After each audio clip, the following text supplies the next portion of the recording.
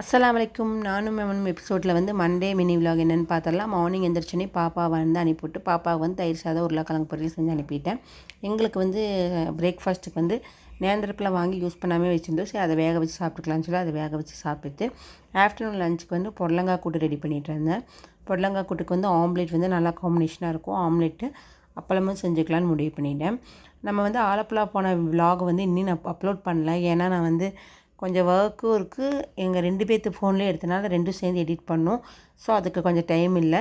கண்டிப்பாக வந்து டுமாரோவோ ஒரு 2 நாள் மேக்ஸிமம் வந்து அப்லோட் பண்ணிடுவேன்.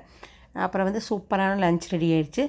சாப்பாடு, புடலங்காய் கூட்டு, ஆனியன் போட்ட அப்பளம், ஆனியன் போட்ட ஆம்லேட்டு, அப்புறம் மாம்பழம், தயிர் எல்லாமே இருந்துச்சு. சரி, அதை சாப்பிட்டுட்டு அவருக்கு கொடுத்துட்டு நைட்டு வந்து டின்னருக்கு பார்த்திங்கன்னா எக் கிரேவி செஞ்சுக்கலாம் சப்பாத்திக்கு சொல்லிவிட்டு அதை ரெடி பண்ணிகிட்டு இருந்தேன். இந்த மாதிரி செஞ்சு கொடுத்தா எங்கள் வீட்டுக்காருக்கு ரொம்ப பிடிக்கும்.